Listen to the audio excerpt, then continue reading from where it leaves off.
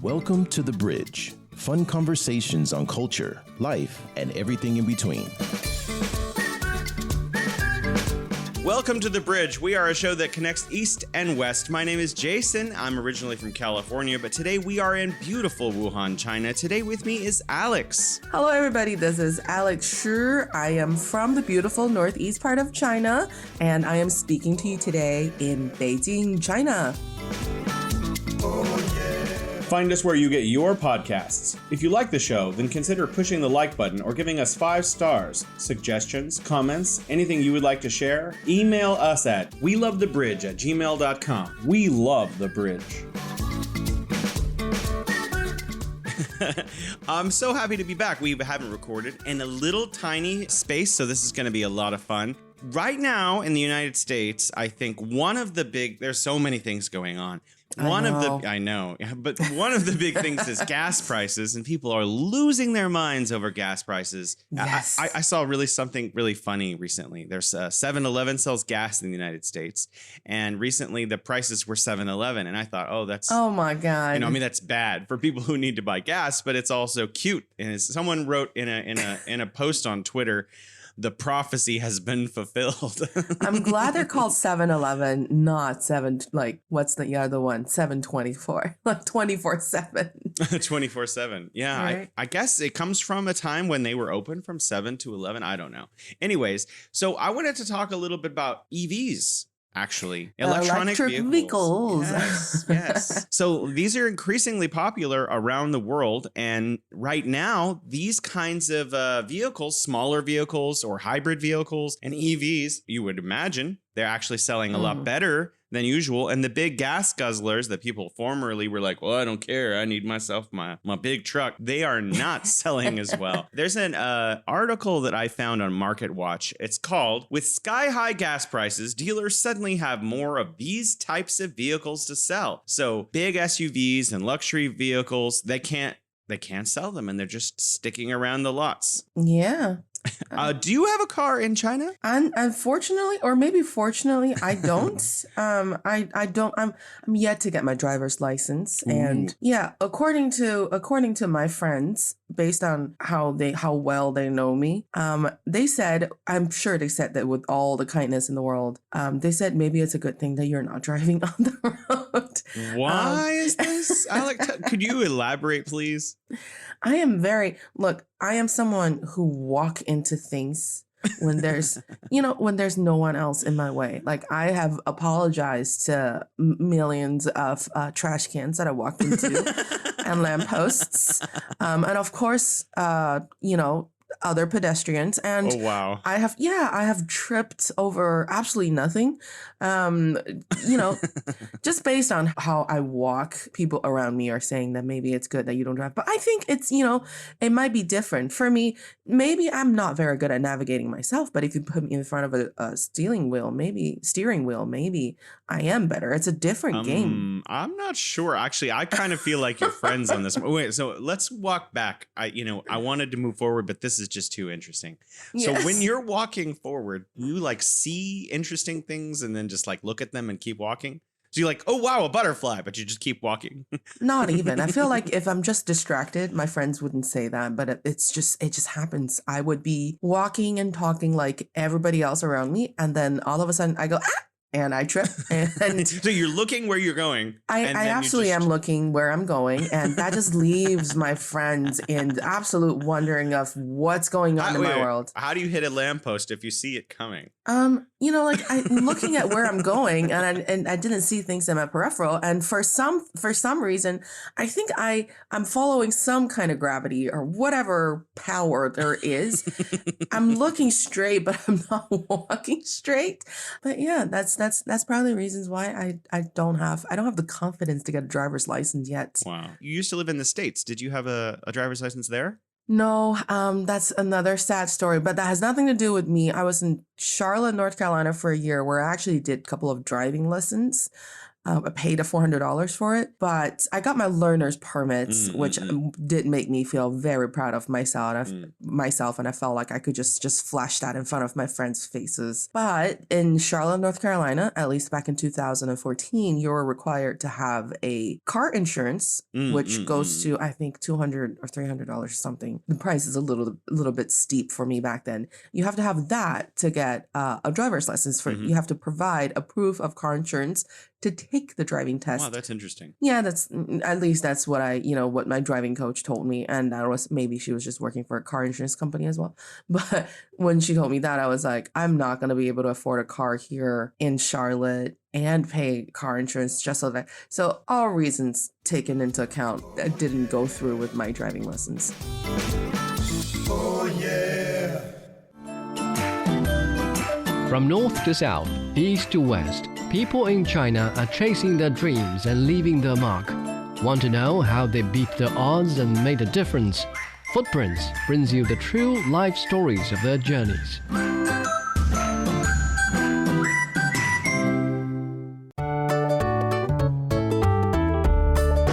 You're listening to The Bridge. I know we're a little bit off topic here, but I think a lot of our American listeners are going to be interested. What is the process like of getting a driver's license in China? I know this is not a stereotype, but a lot of friends come here, especially friends that are from Los Angeles or Texas, where people just have to drive everywhere. As an American, it is your birthright. You have to go get a driver's license. Right? It's like survival. And a lot of people come here, they're like, oh, you don't have a driver's license? Like some people in their 20s still don't have driver's license, like me and my friend Emma and Sabrina. Hello, both of you, and Kyle. And I'm not going to name more names, but a lot of my friends don't drive. But actually, I will say that people who do get the driver's license here, and I know a lot of people are going to beg to differ, but the process of getting a driver's license is a lot more time consuming. You actually have to get a lot more tests than you needed to in the United States. That's why a lot of Chinese students, when they go abroad, they get their driver's license there, because in the United States, different states have different rules, of course, but a lot of us only need to pass the written test, which is like, I think 26 questions. It's 30 questions. And you only need to get like 23, 24 rights to get the learner's permit. Once you get the permit, you start taking driving lessons. And of course, you can take that with driving school coaches, but you could also just drive with a friend of yours who has had a driver's license for over, I think, a year. If that person is sitting on the passenger seat, you are free to go on the road and learn how to drive. Once you finish your hours, or once you feel, I think, as long as you feel comfortable enough, you could take the road test. And the road test, I think it's just about not slowing down when you come to the crossroads, know to look back when you're trying to merge. And I don't remember if they even test you for parking. And it's super simple. But when you come back to China, if you want to get a driver's license, you have to answer, first off, 100 questions. You have to get at least 97 of them right. Or 93 of the 100 questions right. That's still pretty high. Yeah. Yeah. So it's like above an A-, just an A up area. Exactly. It's a legit exam that you have to take. And then there's road tests. There's tests subject 1, 2, 3. And I don't even know exactly what they are. 1, I think, is just a simple driving test within the driving school. 2, I think a lot of people are really scared of, is they test you for parallel parking, which I know for a fact that a lot of people don't know how to do very well. I've seen. I mean, not just here, everywhere. It's so hard. Yeah. But here, at least you have to pass that as a test subject in the process of getting your driver's license.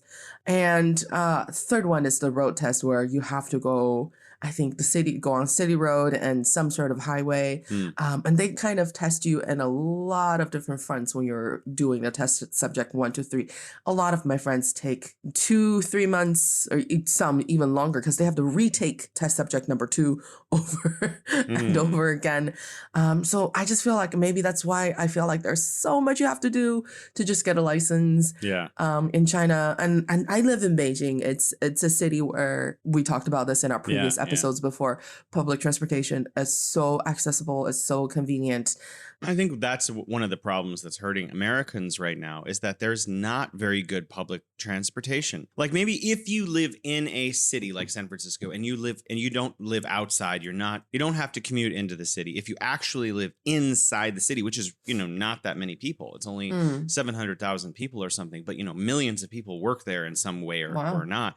So like if you live inside New York City or if you live inside Philadelphia, you're like probably okay, but everyone else, you need a car. So there's no real easy way to commute. So like if you work in or you live in some places, like there are ways to commute by train or by bus, but everyone pretty much takes a car. So like right now with gas prices, what they are, it's understandable that electronic vehicles are like a necessary part of the solution to life in the United States. A lot of other places in Europe and here in China, public transportation is like, it's second nature for the public to demand and have good public infrastructure so that, I hated having a car. When I was 16, my mom was like, go get your license. And I was like, no.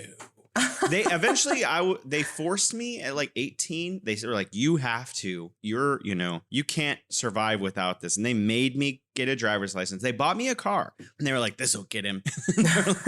And I was like, I don't want it. I was like, no. And months went by where the car just sat in the driveway collecting dust. I was just like, I don't want to drive. And then eventually they made me get my driver's license and I drove for years. But when I came to China, I was like, well, maybe I can go back to that teenage version of myself. And I've been able to be just fine.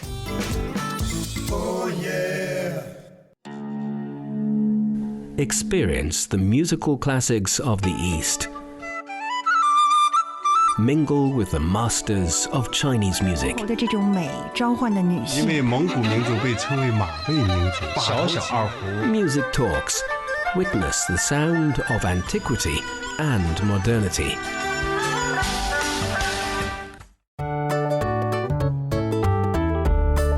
You're listening to The Bridge. Like obviously electronic vehicles are super popular, not just in the States, but in China. And I was getting ready. Very much so. Yeah, it's crazy. I was actually really surprised. This is from a website called Statista. This is 2022. China has 3 times, roughly, maybe 3.5 times the estimated passenger car production. So I don't think they're all consumed here. Like probably a lot of that's for export to certain places and stuff. But certainly China is making a ton of electronic vehicles. So this seems to be like a huge global trend that people are like, oh, why pay, $5, $10? I can't even imagine. $10 for a gallon of gas when I could just charge. I have a foreign friend here. I'm not going to mention his name, but he bought an electronic vehicle. He says he charges it like twice a month. He uses WeChat. So for people in the States who don't know what WeChat's the app in China that does everything. You probably heard of it. And so he just pulls into a charging station and plugs in. And I don't know how long it takes. I'm not sure. He didn't tell me, but he uses WeChat to pay. So it just goes straight from his bank account. There's an instantaneous transaction. And he charges like twice a month as long as he's just driving around in the city. His electronic vehicle. He has a big family too. He has a wife and 3 kids. And they use this vehicle to get around everywhere and it works just wonderfully. I'm not sure the brand, he didn't mention it, but there's a Tesla factory in Shanghai. So Tesla's a big part of the pie out here too. Yeah, you see, I mean, I haven't been in the States since Tesla become one of the biggest EV leaders in the world. I didn't see how many cars, how many Teslas you could see, in an hour on the street in New York. But in Beijing, at least, every time I go out, I see 2 or 3 Teslas. My friend, the lady that runs our dance school, she just bought a Tesla last year, and it looks amazing. And they look pretty, right? And you go in there. There's a giant screen, and I like the kind of the chic outline of the car. And she got the white one, so it looks like just pristine all the time. I actually like the flat black. I told someone that recently, and she was like into cars, and she was like, "Oh no, you're one of those people." Wait, what does that even mean? So it's a black color, but it's flat. So there's no glossiness. It looks like it's okay. It looks like, I don't know, pants or something. It looks like a fabric-y kind of like a totally non-shiny kind of black. I don't have a car, nor do I want a car, but when I see those, I'm like, oh, that's the car I like. I do the same. But what did your friend mean by you're one of those people? Actually, who are those people? I think she's just like, when you have banter with a coworker or a friend and like they're just teasing you. I think she doesn't like that look. So for her, in whatever like context she has in her head, she's like, oh, Matt, flat black people, I was curious again researching for this discussion about like the global market, how integrated and complex it is. And, like you can't, obviously you want to build an EV in China or in Japan or the United States or Germany or wherever, right? Like you're not just getting things sourced from your own country. That, there's a lot of complex parts and stuff that go into vehicles, especially an electronic vehicle, like more computer chips than I imagine a regular vehicle has. So it looks like, according to UN Comtrade database, the United States gets $11.7 billion of parts from China for its cars each year. So even when cars are produced elsewhere, they're oftentimes reliant on a lot of the high-tech stuff that's made here in China. But yeah. So I was actually also curious, I don't think people back home in the States are going to know a lot of these names. Who are the big players in China? So I'm just going to list the first couple of them here. There is a group called Hongguan Mini. Have you heard of this? Hongguan? I think so. Yes. And there's Qin. And then after that, it looks like Tesla. Like the next two models that are super popular to buy here in China are Model Y and Model 3. So Tesla is a huge part of the market for buying. So, China is also buying American vehicles. This is trade. This is like, China buys American vehicles. American buys Chinese vehicles. Yeah, they buy Chinese vehicles or at least parts for the vehicles that they buy. So like, the whole world is completely integrated on this, and EVs are the future. I saw some statistics recently that I didn't put in our dossier, and they show like the amount of EVs 10 years from now will be like quadruple the amount that they're selling now. So like for those of you who are interested in being part of like the next Apple or whatever phrase you want to use for that, because it looks like everyone's going to have an electronic vehicle in the future. I mean, those things sound so quiet. It has that almost kind of sexy automobile attraction, when because I go on the street and I see a car coming, and for the 33 years that I've been living, you kind of have something built into your mechanism. You see a car and you think, I'm going to hear the engine, and then these cars just come and they're gone. I'm like, no whoa, room. Whoa.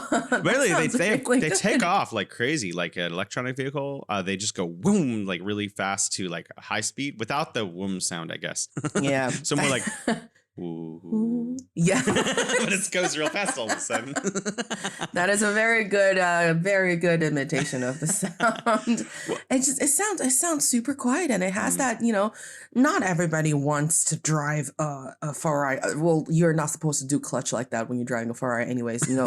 When people think of like super luxury gas, traditional kind of automobiles, they think about the really loud engine. They think about those cars being like super hardcore. Not everybody wants that. I want a quiet car that looks pretty, and I don't have to drive into the gas station every time worrying about playing with my phone, setting off the whole place on fire. Wow. So, okay, this got crazy. Sorry. It went dark. It went dark really quick. My mom traumatizes me with this every time I go to the gas station. Even if I just look, if I just so much as look at my phone, my mom's like, "Are you insane?" You're gonna blow up. Yes. She's like, "You're gonna the whole station." I'm like, oh my God. Okay, fine. I don't bother arguing. That's why my mind went to that dark place. I read something recently. I think it was on the Beijing or I'm not actually sure where, but it was about Beijing, and I'm in Wuhan, so I can't verify this for myself. Is there an option to call a driverless car now? I don't think it's a publicly available service yet. But because I read something about that and I was like, really? I can order a car with no driver? I think I heard rumors about it, like people, it was to talk, but this probably was a couple months ago. It doesn't seem very fresh in my memory, but if it's not now, it's a few years away. And that is something, I don't own a car, but I do call cars like DDs and stuff. Ubers. Yeah, and there will be no driver in the. That's so cool. That sounds cool to me because, I like one of the reasons I don't actually like getting my own car. And I'm sorry, all my American friends are like cringing right now. It's because I think it's like irresponsible because of all of the materials that go into it for each and every single person on the planet to have their own car. I think it sounds like kind of wasteful to me. I know a lot of people don't jive with that because when I told people before, they just look at me like with like cold eyes, like, what are you talking about, Jason? We should all have cars. But like, I don't mind like society sharing cars because like if I use a car and then, 10 minutes later, someone else uses a car, maybe 100 people get to use that car that day. That seems like an equitable distribution of resources that doesn't like destroy the planet to me. But so I'm kind of looking forward to the future where there are driverless cars and we're all living in, what's that movie with Will Smith? I can't remember anymore. Driverless cars, Will Smith. Driverless cars, Will Smith. It is AI or it's about robots. iRobot. In iRobot, there's like, you don't need to actually drive. You just sit down in the car and the car just brings you where you want to go. I'm sure there's other movies that have the same idea. I don't know if you watched Silicon Valley. No, not really. It's actually kind of not against, but it's just exemplifying one of the scenarios that could happen to driverless cars. The guy got into a driverless car and it's all audio commanding. Like it's all, like how we talk to Siri, and that's how you talk to the quote unquote driver, which is the computer of the car. And he couldn't get out of it. Something happened and he ended up waking up in a giant oil drill in the middle of the ocean and the car is in the cargo. It's hilarious. That episode was hilarious. That sounds like something that, in the future, obviously, okay, there was that crazy movie Passengers about like the guy who wakes up on the spaceship on the way, and it's like Chris Pratt and Jennifer Lawrence, right? Wow, well done. Yeah, apparently this is like the future and this never happens. And he's like a statistical anomaly. But like what you're describing with electronic vehicles, it's going to be fun to see all the weird potential stuff that happens. There was recently a cop trying to pull over a car in the United States. This was like 2-3 months ago. It was a driverless car. There was no one in it. And so the cop is trying to pull over the car. And of course, the car doesn't understand, like, I'm supposed to pull over. So the cop is like chasing this car.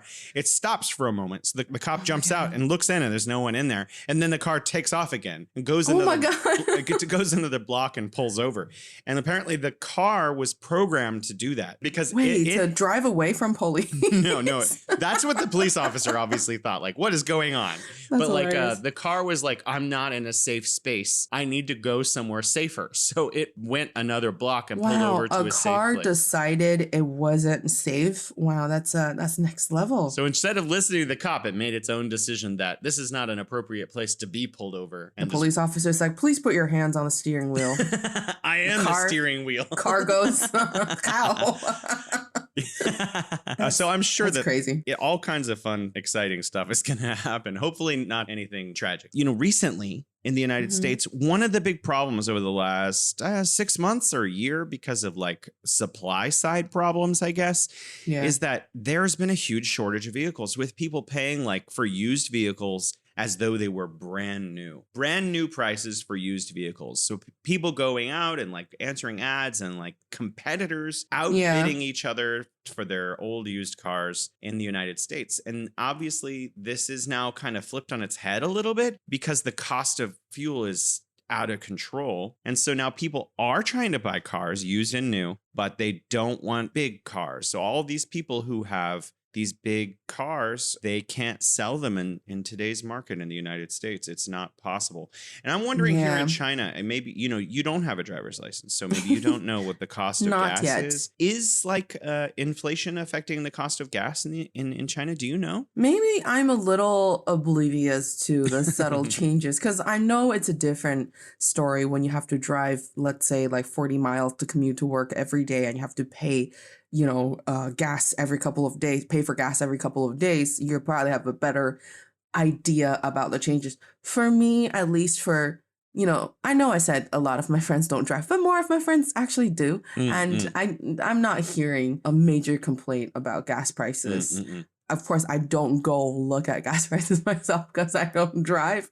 But also, like, not even just trying to say this for the story. A lot of my friends are driving EVs. And yeah. Every Chinese person that I know, actually, and my foreign friends here who live here in China, they all have electronic vehicles. So this is not a question that's easily answerable for me. I could look at the gas station and like look at the price, but I don't know what that's relative to 6 months ago. Yeah. So I'm not actually sure if it's really going up or not, just by like, hanging out and not having a car and all my friends driving electronic vehicles. I actually recently lost a bunch of weight, and a lot. I lost like a staggering amount. As I'm getting a slightly more svelte, I've been actually thinking about getting a license, but not a car license. I'm thinking about getting a motorcycle. Oh, I want to get an electronic motorcycle. I had a friend in Beijing, and he had an electronic motorcycle, and I was like, this is for me.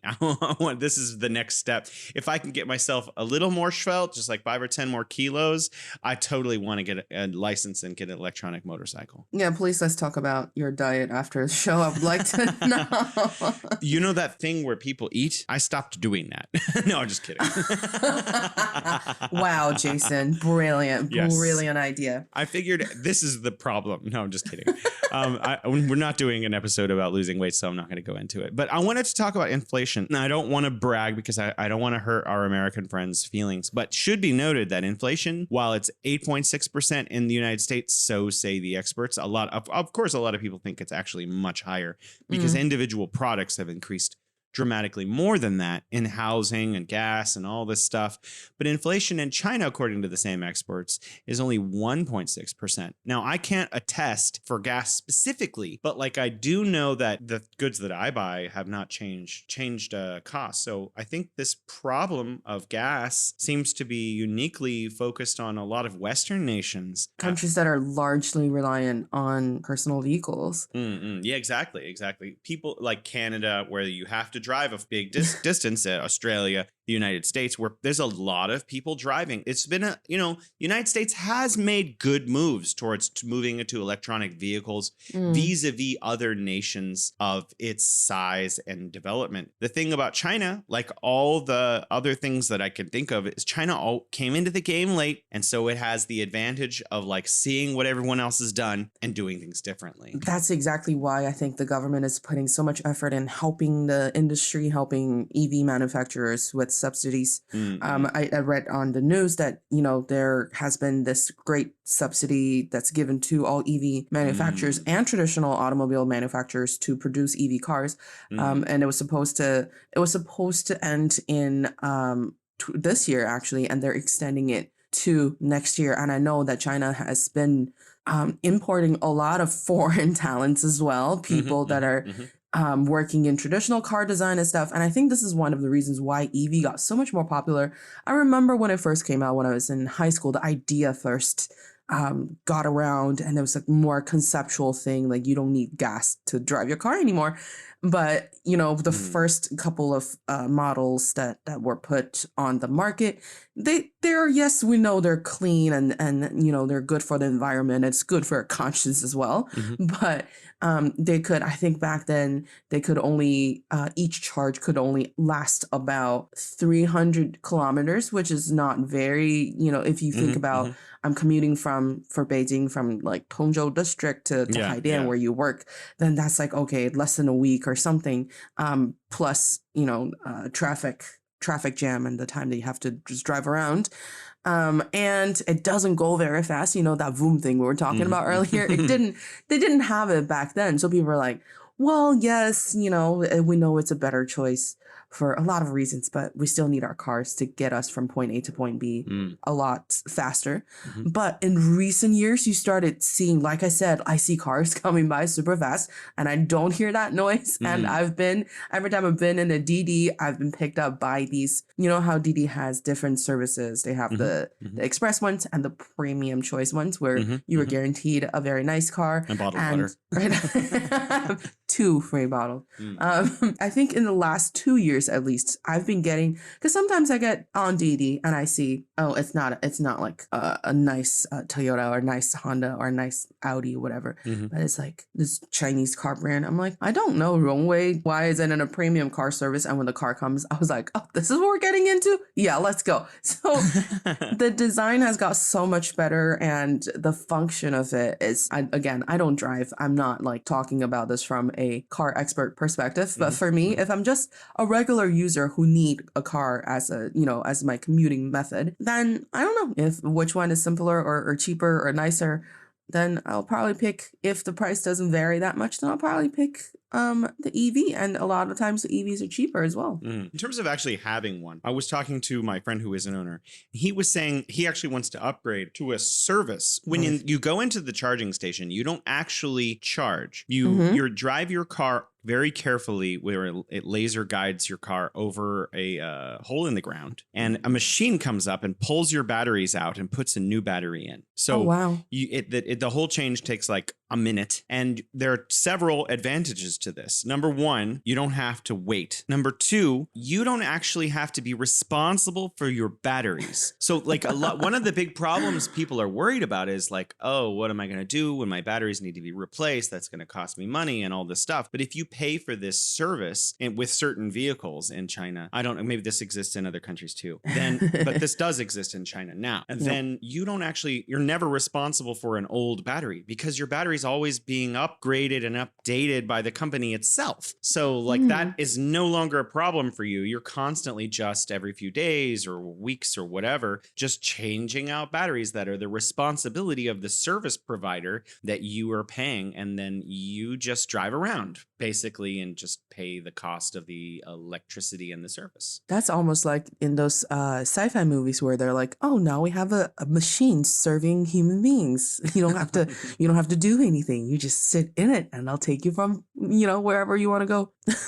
There's another one that I saw was really cool, and I think this probably is ubiquitous around the world now, is you know how you can put your phone on a place and it just charges automatically? Yes. A lot of cars charging. Yeah, exactly. Cars can drive over, some brands of cars can now drive over a place and not plug anything in. So you can be in your car, pull up and park over the wireless charger and pay on your WeChat and then just drive away later. You don't actually have to get out and plug something in or whatever. It just automatically does that. That's just, oh my God. You just sit there on your Twitter and hang out for like however long and then just take off when you're finished. Oh my God. That's, I want to be one of if that service becomes like widely accessible, I would love to be the first ones to test it. I know it exists. Oh. Yeah. I'm not saying like this is like something that's coming. This exists now. So like, wow. Where can I go and do that? Like someone wants a car now. I want an EV. Oh my God. Question. Why are EVs very popular in China? Like you mentioned already, like, and we mentioned the logistics for like developing things came late. And so that's one reason. But are there other reasons why Chinese folks like EVs? I honestly think when it comes to car models, I am going to be very bold to say this because a lot of EVs are made by Chinese people. Like there's so many Chinese companies. We named a few, but there is NIO, there is Lixiang, there's Weilai, there is all of these Chinese car brands that are they're new. I mean, they're not car brands that we know traditionally. They haven't been making traditional energy fueled cars, and they just kind of jumped on this competition and they made these really nice looking, really fancy looking EVs, and they started to tap into the lane of luxury EV cars. I don't know if you've seen those cars on display in the most popular areas. Oh, yeah. Beijing. I see them in malls in Wuhan. Yeah. They do a lot of that. And I just have to applaud the marketing strategy. It really made people feel like this is something that is so close to us. It's not just an idea. It's not just something that makes you feel good to do. These cars are in front of you. You can go see it. You can go test it. And once people do, I feel like suits people's needs. It fulfills whatever they need a car to do, and it's cheaper. I looked at some of the EV prices, and one of the cars that this Chinese car manufacturer called Geely, which is very big, one of their models goes from 60,000 quite and up. Wow. For an actual electronic vehicle. I think if you need to buy a nice motorcycle, like gas-fueled motorcycle, that's how much it's going to cost you, if not more. And this is an actual vehicle, and of course the car person is going to tell you everything about how good it is or how environmentally friendly it is, and just taking everything considered, and people are probably going to pick that. And the complaints that people had when EV first became something in the public's idea, those problems are all solved and further ahead. And I think that's the reason why people are going for EVs, and to support, the country's manufacturing industry, and also supporting the environment. And that happens in the United States, absolutely, right? too. Yeah, people are like, buy American, and they buy Fords and Chevys and, all that. It's very much the same thing. I'm sure that in Germany, they drive a disproportionately large amount of German cars. Yeah. Yes.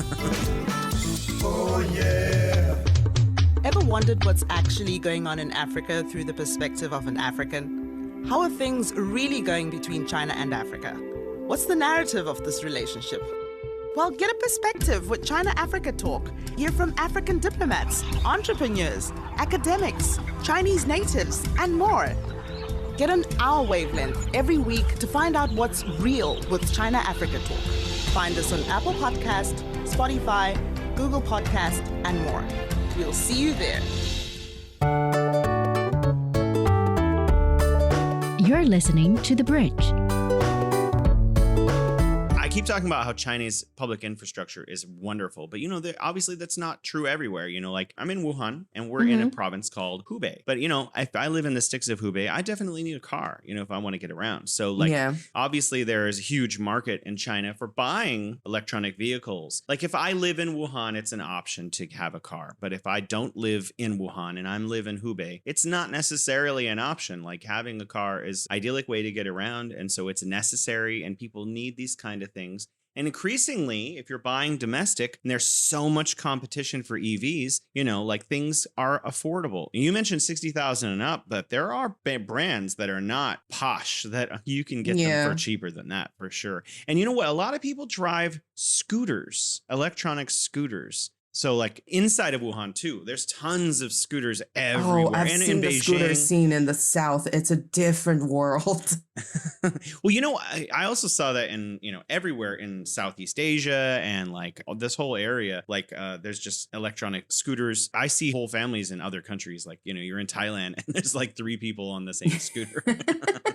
Yes. I wouldn't personally do that. Doesn't feel safe. But, if that's your means of getting around, that's your means of getting around. Yeah. Like I said, I can't. I get intimidated when I go to southern cities in China. I see a sea of scooters. But I don't know if you've seen those videos. Those are bird's eye view videos of a crossroads of an intersection in southern China, some city, I forgot. And you just see an ocean of scooters just going from all 4 directions all at once. When the lights turn green, they don't get in each other's way at all. Like they somehow magically, in that speed they're going at, they're able to avoid each other perfectly. And it's like, it's because Alex isn't there.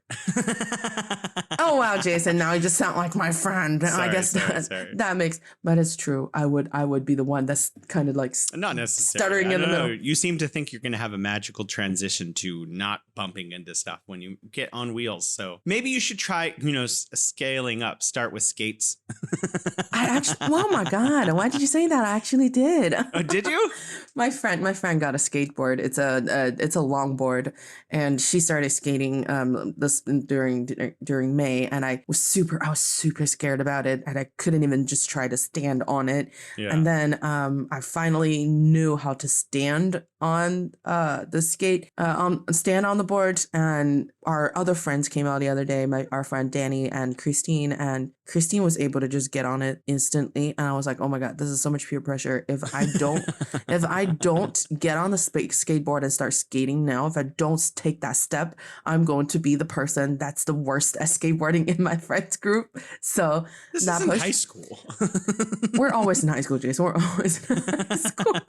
Because my friends all turn to to me and they're like, now the pressure's yours. I'm like, damn you. So I kind of took that step that I was scared to take. And I actually tried to pair up with our friend Kyle, who's also not so good at skating. And he said, it's okay. You just do what I do. You know, we don't have to be the best. We can just try to get the board moving. And we did. And from there, every day, my friend Emma would be like, hey, you know, try standing on one leg so you can push the board. And now I can travel like 200 meters on a board. Wow, 200 meters. You know, I think this is something that's picking up in Beijing. Actually, out in the West, they have the new skate park. And like, it just seems like skateboarding in Beijing is becoming its own subculture now. You see so many people with boards. Like we would walk along the river when it wasn't so hot. Beijing is very, very hot right now. When it wasn't so hot, we see like all kinds of boards, you know, what do you call that? The ground surfboard, the longboard, the actual skateboard. You see a lot of people, young and old, doing it. I don't actually know what a ground surfboard is. I'm guess I haven't been a part of this culture since I was 10 years old. So it's when I see you, we'll test it out, Jason. Oh, I don't know about that. I think this is a bad idea. I enjoy having all of my bones contiguous. And I think this is known globally. I'm just being biased as an American, but like America obviously has a huge bias. It's like a car ownership is integral to like what being America is. Like in the 1950s and 60s and 70s, if we did like research, we'd probably find out that at least like 20 or 25% of all music are about cars. Like I drove my Chevy to the levee. Like all these cars are these songs are about having a car or driving somewhere or being in a pickup or something. So my question is, you know, is that something that's true of China to some degree? Like, how do Chinese people generally kind of like view car ownership? Is it just something that inadvertent that you need because it's necessary? Or do people like, I need a car because it's a cultural symbol? How do people look at their relationship with car ownership? I think in recent years, it has become more popular. Like people want to have a car because, for example, like I said, my parents live in Tongzhou district. They would love to have a car so that they can just go anywhere super, super easy. I don't think there is a labeling effect of owning a car here. Like if you own a car, you're something. And if you don't, you're not, unless I'm being just lied to by all of my friends because I don't own a car. China was never a country that was, you know, we're not an automobile country. We haven't been an automobile country for a very long time. I mean, we had our first car, Hongqi, which is produced in my hometown just a couple of decades ago. Back then, you know, Ford has already been putting money into making race cars and winning, you know, all of these races. So we started much later in the traditional automobile manufacturing contest compared to the rest of the world. So people don't feel like that wasn't something that's kind of imprinted in our genes. And people don't think that, but we actually carry a lot from our parents' generation and our grandparents' generation when it comes to, you know, mentality towards certain things. And I feel like a lot of American people feel like we need to have a car to have that ownership, to feel a certain way. That comes from the pride of their grandparents' generation of making the car industry, being part of the car industry, making it so big and being proud of having something that's America owned, American made. And they wanted a chip of that to mark their identity. We don't do that yet. Maybe we'll be that with like EVs. I was actually just thinking we did an episode a long while ago about becoming an adult. And I actually think about it now in retrospect with this episode. I think getting a car at 16 is one of those I'm an adult situations for Americans. Yeah. Parents gave you, that's funny. Parents gave you a car to say, sweet 16, now you're an adult. Funny thing is, for a lot of Chinese kids, it's like, finish your gaokao and go to the driving school and get your driver's license. We're not going to give you a car, but you need a license. So gaokao is like becoming, you've passed through the gaokao marker. You're finally an adult. Yeah, that's more like the car ownership equivalent to Chinese people. I think most people know what we're talking about. Just really quickly, gaokao is the big SAT version, like Chinese version of SAT. It's much bigger than SAT. Yeah. I want to talk about bicycles really quickly. I used to love bicycles until I hurt my back, so I had to get rid of my bicycle. Still feeling sad about that. But like I read a lot on social media, IG, Twitter, everywhere. People are like, okay, in America right now, bicycles seem to be the solution to like gas prices for a lot of people. For millions of people, the only way to get around is to take a bus, walk, or take bicycles now because people simply cannot afford to buy gas at these prices. You know, so China has a special relationship with bicycles, in my opinion. You know, I see bicycles, especially in Beijing, more than Wuhan, I think. They're just everywhere. When I say everywhere, that's interesting because in the 80s, there were journalists in China saying there are bicycles everywhere. Yeah. And so it used to be like, I don't know, millions of bicycles on the streets all at the same time. Now it's hundreds of thousands, but still bicycles are a huge deal here. Now that car ownership is accessible and, you know, incomes are up in China, are people bicycling just for fun, or is it like a means to get around in China like it is becoming in the United States again? I don't know if you heard that song, and the song, I forgot the exact title, but the first line goes, there are 6 million bicycles in Beijing, something like that. No, I haven't heard that. That's interesting. Oh, it's a very interesting song, and I don't know why it talks about bicycles in Beijing, but it starts with that. It says there are 6 million bicycles in Beijing. That's a fact. We are, like I said, that's part of the reason why we don't feel like we need to use. Chinese people don't have that kind of idea of, you know, a car ownership marking their identity, is because we used to be the country of bicycles. Your friend, the journalist was kind of right. Back in 80s and 90s, especially in the 80s, everybody was on a bicycle. My parents have 2 bikes. Everybody else living in the same compound, they were biking. And the kids were biking for fun, and people remember these bicycles that are kind of marked by the size of the wheels. We call it R4, R6, R24, 26, 28, 20. 28 is probably the biggest. It doesn't go bigger than that. I saw a lady, an elderly lady the other day riding one of those. Those bicycles have disappeared a long time ago. They're probably being stored somewhere as a collection item in either gallery or. And she was riding one of those, and she had a small bouquet of flowers she just bought from probably Vroooooom somewhere in the basket in front of it. And I was like, oh my God, this is like, she looks like she just walked out of a movie or something from the 1980s. All she needs is like a traditional dress. I know she kind of was wearing a dress that's, you know, little tassel prints and stuff. It's very, I mean, a lot of my childhood memory was on my dad's bicycles or me trying to ride a bicycle, but it's too tall for me to get on. And it kind of went back a little bit when everybody started buying cars and of course, public transportation with everything advancing. Bicycles was not a primary option for commuting. And then just all of a sudden, 4, 5, 6, 7 years ago, the shared bike became something that is so big. Like people are super into just biking to places. And it's, of course, there's environmental reasons for you to do that and stuff. But on a summer day like this, if you ask me if I want to walk 15 minutes or just bike for 6, I would bike. And if that just costs like 1 quid to bike for, 3 kilometers, 5 kilometers, I would go do it. And it's so easy. I think we mentioned this before in previous episodes. The city bike I've seen, at least in New York, because they have to be charged. So they have stands you have to get them from and return them to. Whereas the shared bikes in Beijing, it's just drop them off wherever. Yeah, there are electronic zones that they ask you to put it back, but there are so many encompasses of those. Most of the whole city, basically. It really does. And I was, again, because I never rode bicycles on the street to commute. So I am scared still to ride a bicycle in the streets of Beijing. So yeah, you should be. I was being mocked by my friends again, because me and my friend Emma and Kyle, the 3 of us were always hanging out. And when they were just saying, look how useless our group is. None of us have a driver's license, and 2 of us can't even ride bicycles. All right, so actually, I wanted to bring up something else. There's so many things I wanted to cover.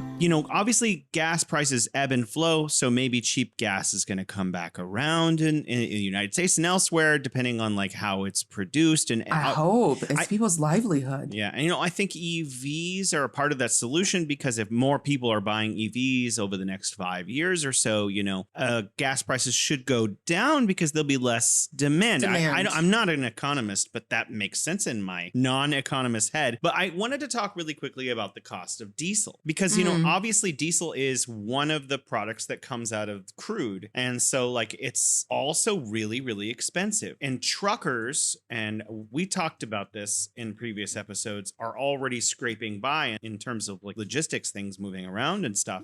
They were already not making an enormous amount of money. And a lot of truckers were retiring after 2 or 3 years because the industry is a lot harder than people understand. But now that diesel's going up, a lot of truckers are like, I can't make money. And so what we have are shelves already as are an issue, empty shelves in the United States and elsewhere. Not like, it's not like, you know, it was maybe a couple of years ago, but it, you know, some products are not able to be moved in and the logistics are failing people on some things. If the price of diesel stays this high, do we think, you know, it's going to be worse for people in terms of just buying regular stuff? And is this an issue in China? Obviously, no, because you and I live here in China. This is I was about to say. I just want, you know, a lot. We have the advantage of being here. No, everything's fully stocked up here, but I'm worried about like my mom and stuff in California. Like, is she going to be able to get everything like that she needs? I don't know. I feel like I know so many. One of my drivers when I was living in Charlotte, North Carolina, is a truck driver, and